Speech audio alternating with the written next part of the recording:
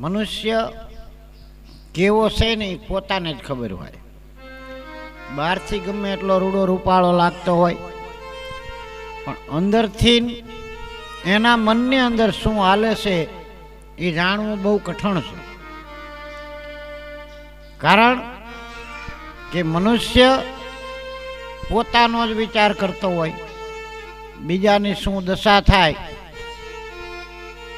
બીજાને શું દુઃખ થાય એ વિચાર કરતો નથી, પોતાનો જ વિચાર કરે. જોકે હું જે તમને વાત કહી રહ્યો છો એ તમે બધા જાણતા જ હશો અને અમુક નાનપણમાં સાંભળી પણ છે કે પોતાનો વિચાર કરે તો બીજાના દુઃખ થાય. સામેની વ્યક્તિને કર ભલા તો હોગા ભલા. સામેની વ્યક્તિએ આપણું કેટલું કામ કર્યું છે એનો જો આપણે ગણ ભૂલી જાય તો કેવું થાય. એક નદીના કિનારે એક જાંબુનું ઝાડ, જાંબુના ઝાડ ઉપર એક વાંદરો રહે. હવે આ તળાવના સામે કાંઠેથી દરરોજ એક મગર અહીંયા આવે. હવે મગર આવે એટલે બરાબર બેઠો હોય એટલે વાંદરાના દિલમાં દયા, એટલે કીધું છે કે જેના દિલમાં દયા હોય એ વ્યક્તિ બીજાનું સારું કરે. એટલે ઝાડ ઉપરથી પોતે જાંબુ ખાય અને થોડાક જાંબુ આ મગર માટે નીચે ઉતરે અને મગરને આપે. મગરને જાંબુ બહુ ભાવે.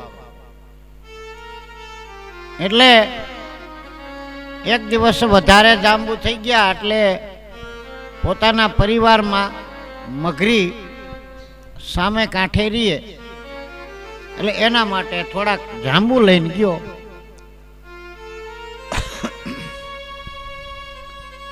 આને તો મગરીને જાંબુ ખવડાવ્યા, સરસ મજાના પાકેલા જાંબુ.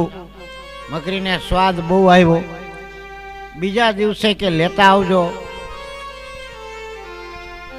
10-15 દી સુધી એક ધારા જાંબુ, બહુ મજા આવી આને. પછી એક દી જાંબુ લઈને આવ્યા એટલે કીધું કે તમે આવા મીઠા જાંબુ લાવો છો ક્યાંથી? એટલે મગરે કીધું કે ભાઈ એક મારો ભાઈબંધ છે બહુ સારો, એ મને આપે છે અને એ તો એ જાંબુના ઝાડ ઉપર જ રહે છે અને મારો ભાઈબંધ થઈ ગયો છે.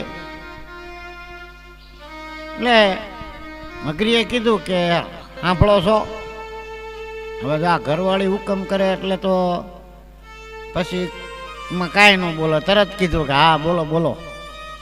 એ કે આ જાંબુ જો આટલા મીઠા હોય તો આ જે જાંબુ ખાય છે એનું હૃદય કેટલું બધું મીઠું હોય છે, એનું કાળજું કેટલું બધું મીઠું હોય છે.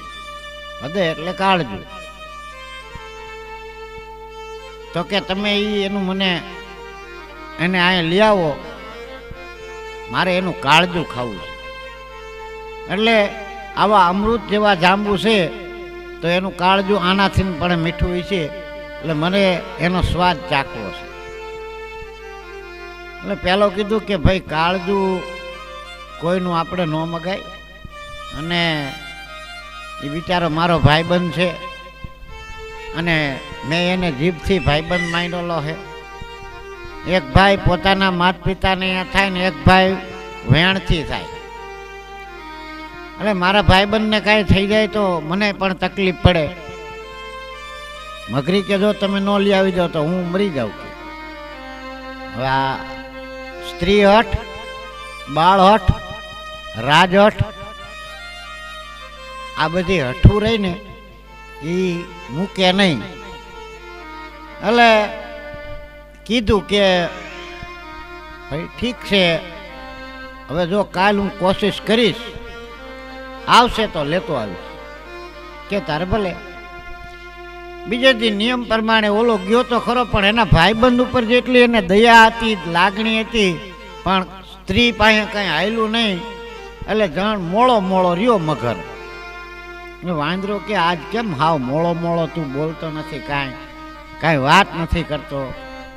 કે ભાઈ એવું નથી કે ભાઈ આજ તારા ભાભીએ મને એમ કીધું કે આ તમારો ભાઈબંધ આટલો છે, તમે કાયમ એના ઘીરે ખાવા જાઓ છો, તો આપણા ઘીરે તો એને કોક દી લાવતા નથી. એને આપણું ઘર તો ક્યારેક બતાવતા હોય. એટલે તારા ભાભીએ હેઠ પકડી કાઢ, જો એને લીધા વગર ના આવો તો સાંજે રસોઈ નહીં બનાવું. વાંદરો કે ભાઈ એ તો બરોબર છે, પણ તમે જળના પ્રાણી અને મને તરતા આવડે નહીં, હું પાણીમાં પડી ન શકું, સામે કાંઠે મારે આવવું કેમ? એના કરતાં આપણે બેની ભાઈબંધ આ બરોબર છે. એ કે ના તાર ભાભી કે મને વટશે ને આમને તેમને કર્યું. એટલે આને તો માની જવું પડ્યું. પછી વાંદરો કે મારે આવવું કેમ? કે મારી પીઠ ઉપર બેસી જા, હું તરતો તરતો આવીને જાઉં, તારે ક્યાં કાંઈ તરવાનું? કે તારે ભલે.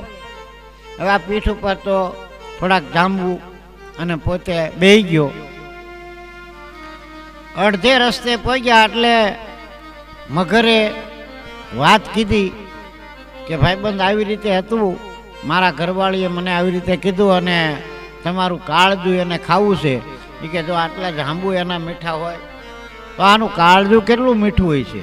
એટલે જો હું એનું કાળજું ખાઈને તો આ અમૃત સરખું કાળજું અને હું કાયમ જુવાન થઈ જાઉં. વાંદરો વિચારમાં પડી ગયો કે મારું દીકરું ભારે કરી, હવે આમાંથી બચાવે કોણ? ઠેકડો તો મરાય નહીં.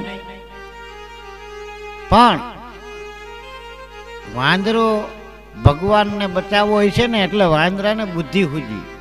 એટલે તરત કીધું કે ભલા માણા, તારી મારી આટલા વર્ષોની ભાઈબંધી, આટલા વર્ષો આપણે જાંબુ હારે ખાધા, અને એક નાની વાતમાં તે મને આ કીધું નહીં કે શું કે મારા ભાભીએ કાળજું મગાવ્યું છે? તો કે પણ કાળજું તો કે પણ મને શું ખબર, કે કાળજું તો હું કાયમ કે જાંબુડાના થડ માયાથી હંગરીને રાખું છું, મારે જ્યારે જોતું હોય ત્યારે કલાકવાર લઈ લઉં. કે એમ? કે હા, કાળજું તો હું કે કાયમ ત્યાં જ રાખું છું, મને કીધું હતું તને કાળજું જ ખાલી દઈ દે, મને અહીંયા ધક્કો કરાવવાની તારે ક્યાં જરૂર હતી? આજ તો તે મને કાળજા વગરનો અહીંયા લઈને આવ્યો. કાળજા વગરનો યુદ્ધમાં જાય તો કાંઈ કામનું નહીં. હા, કલેજું જોઈએ. બધા નથી કહેતા કલેજા વગરનો માણા કાંઈ કામનો નહીં? તો કલેજું જોઈએ. એવું કોઈ પણ ધંધો કરવો હોય તો પણ કલેજું જોઈએ. હા, પછી કે કલેજા વગરનો હોય તો હાલે નહીં. તો કે આજ તો હું કાળજા વગરનો અહીંયા આવ્યો, તે મને વાત કરી હોત ને ભલા માણા તો હું કાળજું હારે લઈને આવ્યો. તો કે હવે શું કરવું? હવે હું કરવું છું? હાલ પાછો આવીને કાળજું લઈ જા, આપણે કોક દીક ભેગા થઈશું, તે દી ખાવા આવીશ તારા ઘીરે અને જાંબુડા લેતો જા.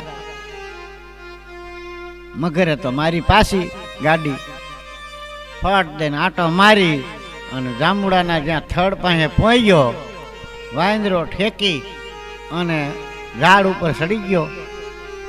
ઝાડ ઉપર સડી 5-10 મિનિટ થઈ એટલે ઓલો મગર કે ભાઈ હાલને હવે કાળજું લઈ લીધું હોય તો? કે ભલા માણા, તુંય મૂર્ખો ને હુંય મૂર્ખો, બેય મૂર્ખા ન હોય. મને બુદ્ધિ આવી ગઈ છે, અને કાળજું ભલા માણા કોઈ ક્યાંય રાખે ખરો? તું સાનો માનો જા અને આજથી તારી મારી ભાઈબંધી પૂરી. કારણ કે કાળજું તો માણસને હારે જ હોવું જોઈએ. ગમે અહીંયા યુદ્ધમાં ગયા હોય, પાણીની અંદર પડવું હોય તો કાળજું તો પહેલાં જોઈ. તો મલા માણા કાળજું તો હારે જ હોય, કાળજું ક્યાંય મુકાય નહીં. અને હવે હું કાંઈ મૂર્ખો નથી કે તારા આંગણે આવું. પણ મનુષ્યને કહેવાનું છે કે બીજાએ ભલું કર્યું. વાંદરાએ આજ સુધી એને જાંબુ ખવડાવ્યા, છતાં પણ આ બે માણાએ નક્કી કર્યું, મગર અને મગરીએ, કે આપણે એને મારી નાખવો છે. તો કોઈ કાંટો કાઢ્યો હોય તો એ ગણ ભૂલાય નહીં. તો આવો સરસ મજાનો જેને જાંબુડા ખવડાવ્યા, હવે એનો જો બદલો આવી રીતે ચૂકવે તો આપણે કેવા છીએ? કોકે આપણા ઉપર ઉપકાર કર્યો હોય તો કોક દીક રાતે વિચાર કરજો કે આને આપણા ઉપર ઉપકાર કર્યો તો આપણું એનું શું કર્યું. એટલે કોઈ દી ઉપકારનો બદલો ભૂલાય નહીં.